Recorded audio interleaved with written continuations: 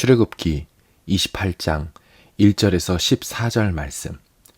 너는 이스라엘 자손 중 내 형 아론과 그의 아들들 곧 아론과 아론의 아들들 나답과 아비후와 엘르아살과 이다마를 그와 함께 내게로 나아오게 하여 나를 섬기는 제사장 직분을 행하게 하되 내 형 아론을 위하여 거룩한 옷을 지어 영화롭게 아름답게 할지니 너는 무릇 마음에 지혜 있는 모든 자 곧 내가 지혜로운 영으로 채운 자들에게 말하여 아론의 옷을 지어 그를 거룩하게 하여 내게 제사장 직분을 행하게 하라.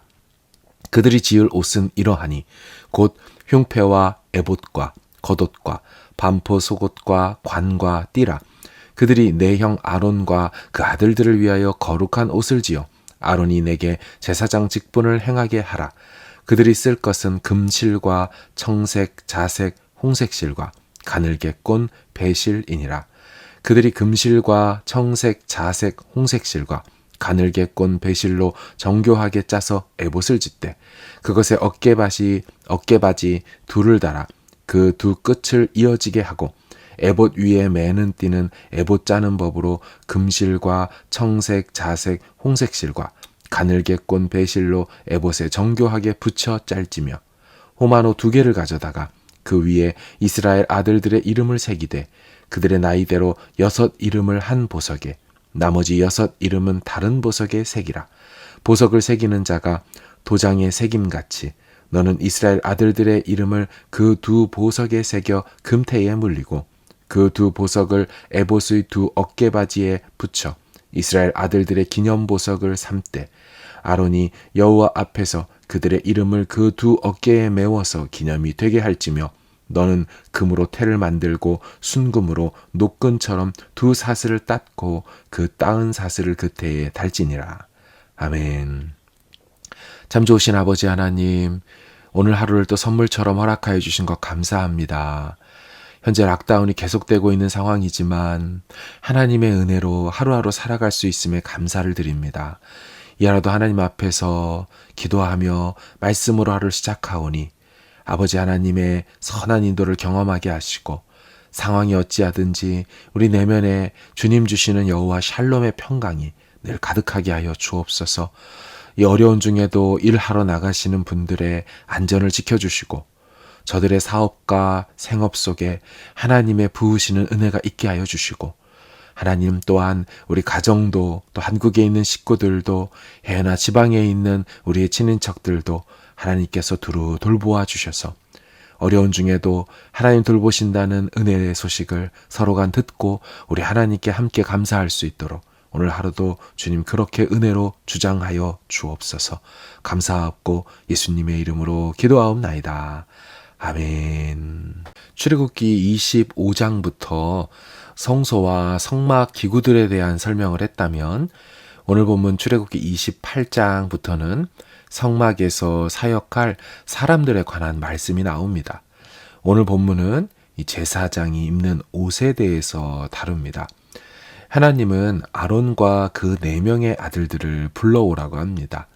1절 너는 이스라엘 자손 중 내 형 아론과 그의 아들들 곧 아론과 아론의 아들들 나답과 아비후와 엘르아살과 이다마를 그와 함께 내게로 나아오게 하여 나를 섬기는 제사장 직분을 행하게 하되 그리고 아론을 위해 거룩한 옷을 지어 입히라고 합니다. 이 옷은 거룩한 옷이라고 하죠. 또한 그 옷을 입으면 영화롭고 아름답게 될 것이라고 합니다. 이 옷은 아무나 만들 수 없었습니다. 마음에 지혜가 있는 자들, 내가 지혜로운 영으로 채운 자들이 만들 수 있다고 합니다. 나중에 나오지만 부살렐과 오홀리압 성막의 일꾼들이 이 일들을 행했습니다. 지을 옷은 총 6가지로 구성된 옷입니다. 흉패와 에봇, 겉옷, 반포 속옷, 관, 띠 6가지죠. 아론과 그 아들들은 아무 옷이나 입고 제사장직을 수행할 수가 없었습니다. 정해진 이 옷을 입고서 직무를 수행해야 했습니다. 이 옷은 특별한 목적을 위해서 만들어졌음을 알 수가 있는 것입니다. 그리고 이 옷을 만들 때는 5가지 종류의 실들로 만들라고 했습니다. 금실, 청색실, 자색실, 홍색실, 가늘게꼰, 배실. 이 실들로 에봇이라는 것을 만들었습니다. 오늘날로 말하면 파란색, 보라색, 빨강색, 흰색, 금색, 이 5가지 색깔의 실로 옷을 만들었다는 것이죠. 쓰여진 재료로 생각해 보면 아마도 옷이 아주 화려했을 것입니다. 특별히 여기서 말하는 금색 실은 어디에도 쓰이지 않았던 실입니다. 휘장을 만들 때도 청색, 자색, 홍색, 가늘게꼰, 배실 이 4가지로 만들지 금색 실은 쓰이지가 않았습니다. 그러므로 이 옷을 입은 자는 어디서든 눈에 확 뜨일 것이고 그가 특별한 존재임이 나타나질 것입니다. 그리고 이 옷의 어깨바지, 양쪽 어깨 위에는 2개의 보석돌이 있었습니다. 호마노란 보석돌인데 그 돌 위에는 12지파의 이름들이 각각 6개씩 나이 순서대로 기록되어 있었습니다. 이 옷을 입은 사람은 12지파를 어깨에 메어지고 이 일을 수행한다고 볼 수 있을 것입니다. 그리고 이 2 보석돌의 별명은 기념보석, 이른바 기억의 돌들이라고 불립니다. 오늘 본문은 아니지만 다음에 나올 대제사장의 옷에는 가슴 쪽에 12개의 보석 돌들로 수놓은 흉패 장식이 달립니다. 그 12개의 보석 돌들에도 각각 12지파의 이름들이 새겨져 있습니다. 겉옷에는요, 가장자리에 청색, 자색, 홍색 실로 성류를 놓아 그렇게 새겨 놓습니다. 그리고 금방울도 달아서 장식해 놨습니다. 아마 대제사장의 걸음에는 금방울 소리가 나도록 되어 있을 겁니다. 또한 순금으로 패를 만들어서 머리와 이마 쪽에 쓰고 다녔습니다. 그러니까 정리하면 옷도 5종류의 실들로 수놓아 지었기 때문에 화려하고요. 어깨에 보석이 2개가, 보석돌이 2개 있고, 가슴에는 보석돌이 12개가 달려있고, 또 옷의 아랫자락 끝에는 수놓은 성류, 그리고 금방울들이 실제로 줄지어 달려 있습니다. 게다가 머리에는 순금으로 만든 패를 관처럼 쓰고 있습니다. 아마 이 대제사장이 이 옷을 입고 성소 밖으로 나올 때는 그 화려함이 대단했을 것입니다. 혹여 낮에 햇빛이라도 비추었다가는 옷과 가슴과 이 머리 쪽에서 각종 보석들과 순금으로 인해 번쩍번쩍 빛이 났을 것입니다. 왜 이렇게 화려하고 찬란하게 만들었을까요? 상대적으로 이 대제사장이 아닌 일반 제사장들은 옷이 달랐습니다. 이 아론의 4명의 아들들의 옷은 수수했습니다. 대제사장이 입는 옷은 총 8가지를 겹하여서 입었다면 일반 제사장들은 그 절반인 4가지로만 겹으로 입었습니다.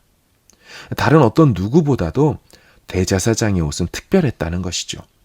왜 그랬을까요? 중요하니까? 예, 맞습니다. 중요합니다.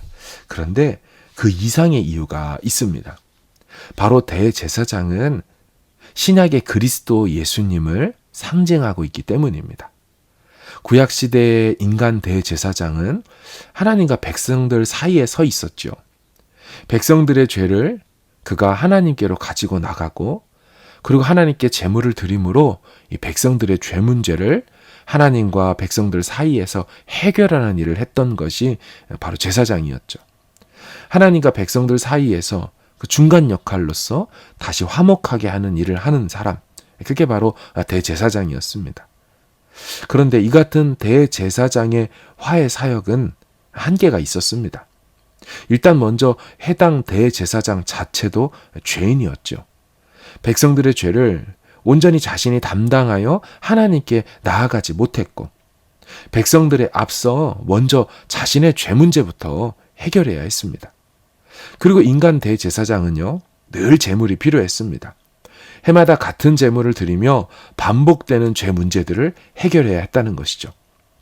매번 나갈 때마다 제물이 필요했고, 매번 대제사장도 자기 죄 문제부터 해결해야 하는 한계가 있었습니다. 그러나 여러분, 신약으로 가면 대제사장으로서 예수 그리스도께서 등장하십니다. 히브리서에 그런 말씀이 잘 나와 있는데요. 3장 1절을 보면 우리가 믿는 도리의 사도이시며 대제사장이신 예수를 깊이 생각하라. 대제사장이신 예수. 4장에 보면 그러므로 우리에게 큰 대제사장이 계시니 승천하시니 곧 하나님의 아들 예수시라. 우리에게 있는 대제사장, 그분이 바로 예수님이라 말씀해 줍니다. 예수 그리스도는 대제사장으로서 구약의 인간 대제사장과 본질적으로 달랐습니다. 그리스도 예수 대제사장은 죄가 없으시기에 자기를 위한 속죄가 필요 없었죠. 하지만 인간 대제사장은 해마다 같은 제물로 반복되어 제사를 드려야 하고, 하지만 예수 그리스도 대제사장은 자신이 대제사장이며 자기 몸을 제물로, 화목의 제물로 드려서 완전하고 흠없는 속죄의 제사를 하나님께 드렸습니다. 그리스도 예수께서 자기 몸으로 드린 속죄의 제사는 단 한 번의 제사이지만 죄 용서의 효력면에 있어서는 영원한 효과를 가져와서 한 번에 모든 사람의 죄를 해결하는 완벽한 단 한 번의 제사이셨습니다. 히브리서 9장에 보면 이런 말씀이 있습니다. 염소와 송아지의 피로 하지 아니하고 오직 자기의 피로 영원한 속죄를 이루사 단번에 성소에 들어가셨느니라. 자기의 피로 영원한 효력을 나타내는 속죄의 제사를 단 한 번으로 족하게 드리셨다는 것입니다. 히브리서 7장에 가보면 그는 날마다 제사 드리는 것과 같이 할 필요가 없으니, 구약의 제사와 다르다는 거예요. 이는 그가 단번에 자기를 드려 이루셨음이라. 아멘. 여러분, 따라서 오늘 본문의 대제사장은 결국 신약의 완벽한 대제사장이신 예수 그리스도를 모형으로 보여준다고 할 수 있습니다. 완벽하지는 않지만 그 옷의 구성 하나하나가 오실 메시아 그리스도 대제사장을 예표하고 있다는 것이죠. 인간 대제사장 어깨 위에 짊어졌던 그 12지파의 이름, 또한 가슴에 달린 12지파의 이름이 새겨진 돌들, 택함받은 백성들인 이스라엘을 대신하고 대표하여서 그들의 죄 문제를 해결하러 성소에 들어가시고 1년에 한 번 대속죄일에 지성소에 들어가서 죄 문제를 해결하는 모습은 그리스도 예수 메시아의 사역을 구약에서 미리 보여준다고 할 수 있습니다. 그 옷의 수놓음과 보석으로 치장함과 순군패로 빛이 나게 함은 진정으로 아름답고 영광스러운 우리의 대제사장 예수 그리스도를 희미하게나마 보여주고 있다는 것이죠. 당시 그들은 전혀 몰랐겠지만 신약의 계시의 빛 아래에 있는 우리는 이제 이 구약의 성막과 기구들, 제사장직과 그 옷의 의미들을 예수 그리스도를 통해서 완전히 알게 되는 것입니다. 모든 이스라엘 백성들은 아마 대제사장을 우러러 봤을 것입니다. 그의 직분을 대단히 여겼고 그가 입은 옷을 대단하다고 봤을 겁니다. 아무나 성막과 성소에 들어갈 수 없는데 오직 한 사람 대제사장이 들어가니 우러러 봤을 것이 틀림없습니다. 그런데 우리가 이미 이 복을 누리고 있는 것을 아십니까? 대제사장이 입던 옷의 실체인 그리스도로 우리는 옷 입었다고 성경은 말하고 있습니다. 갈라디아서 3장 27절에 보면 누구든지 그리스도와 합하기 위하여 세례를 받은 자는 그리스도로 옷 입었느니라. 세례를 받은 것만 해도 바로 이 옷들이 상징하고 있는, 이 옷들이 충분히 다 드러내지도 못했던 그 그리스도로 이미 우리는 옷을 입은 것이라고 성경이 선언해주고 있습니다. 우리에게 있는 대제사장인 그리스도로 말미암아 우리는 그 성소에 들어갈 담력도 얻었습니다.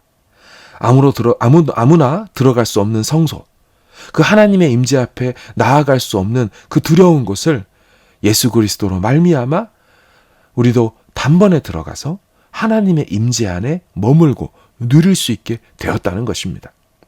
이 대단하다는 옷을 만들기 위해서 구약에서 어떻게 했습니까? 지혜로운 마음이 있는 사람, 지혜로운 영으로 체험을 받아야만 이 옷을 만들 수 있었습니다. 하지만 우리는 어떻습니까? 이미 예수 그리스도를 주로 고백하는 우리 안에는 그 지혜의 영, 진리의 영, 성령께서 내주하고 계시고 또한 충만히 거주하고 계신다고 성경은 말하고 있습니다. 구약은 신약 계시의 빛 아래에서 보아야 합니다.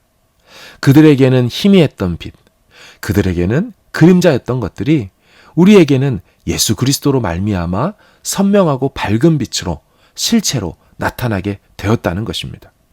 성막과 성소 기구들과 제사장의 옷을 통해 결국 그들에게 보여주고 싶었던 예수님, 그분을 이제 우리는 구주로 부를 수 있고 그분이 보내신 영과 함께 충만한 교제를 누릴 수 있고 또 그렇게 우리 하루와 우리의 평생을 주님과 동행할 수 있게 되는 줄로 믿습니다. 우리 죄를 담당하시고 자기의 몸을 화목제물로 단번에 드리사 완전한 속죄를 이루어 죄와 사망으로부터 우리를 온전히 자유케 하신 그리스도 예수님을 생각하고 또 찬양하고 감사하는 그런 하루가 되기를 축복합니다. 오늘 본문이 이렇게 예수님과 연관해서 보지 못한다면 그냥 남의 이야기, 뭔가 일반 백성들과 다른 아론의 이야기, 그 집안 식구들이 누렸던 특권의 이야기로 끝이 나버리고 말 것입니다. 혹은 성경 지식 하나를 더 얻는 것으로 마치고 말 것입니다. 아닙니다. 결국 구약이 기록된 것, 구약의 선지서와 모세오경과 시편의 글들이 기록된 것은 오실 메시아를 희미하게 조금씩 계속해서 보여주다가 결국 그 계시의 절정으로 그 계시의 빛이 완전히 드러나는 그 예수 그리스도의 강림으로 초림으로 또 그리고 다시 오시는 재림으로 밝히 드러나고 완성되는 것입니다. 오늘 우리 안에 계신 그 성령님을 의지하여서 주님, 이 놀라운 것들을 바라만 보던 저들과 달리 주님, 우리는 분명히 보고 말씀을 통해 경험하고 기도하면서 당신의 영으로 우리의 기도와 함께 하신다는 것을 우리가 잊지 말고 감사하며 오늘도 그 구원의 감격, 예수 그리스도를 보내주심과 우리 안에 거하게 하심에 대한 감격으로 살아가는 한 날 되게 하여 달라고 그렇게 주님 앞에 기도로 또 감사함으로 나아가는 우리 모든 광명의 식구들 되기를 간절히 주님의 이름으로 축복합니다. 아멘. 하나님 아버지 감사합니다. 구약의 백성들이 희미하게 멀리서나마 보고 기뻐하던 것들을 오늘 우리는 분명하고도 밝히 성경에 기록해 놓으셔서 또한 그 성경 말씀이 살아서 우리의 삶 가운데 우리의 내면 가운데 계시의 빛으로 어둠에 속했던 우리에게 밝은 길로 인도하시는 그 빛으로 찾아와 주시고 드러내 주시니 감사합니다. 하나님, 이 실체를 모시고 사는 인생들 또한 그 실체를 믿음의 눈으로 다시 한번 바라보는 인생들인 우리의 삶 가운데 성령의 동행하심을 허락하여 주시고 우리도 그리스도로 옷 입었으니 이제 그리스도 닮은 그리스도의 제자로서 정말 그 신분을 나타내는 옷이 신분을 나타내는 것처럼 그리스도로 옷 입었다면 우리의 삶으로 우리의 정체성과 신분을 나타내는 삶을 살아드릴 수 있도록 함께하여 주시옵소서. 우리 주님 기대합니다. 우리 주님 함께 하실 것을 믿사옵고 예수님의 이름으로 감사하며 기도 올려옵나이다. 아멘.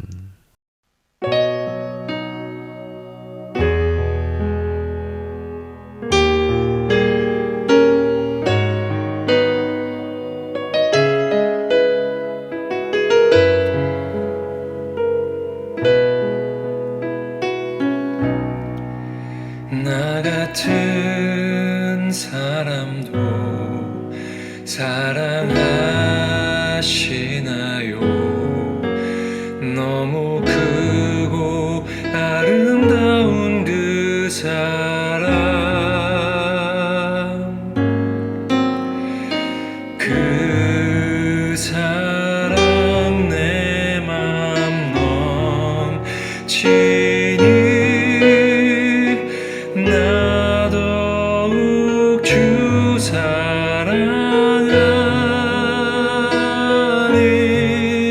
나의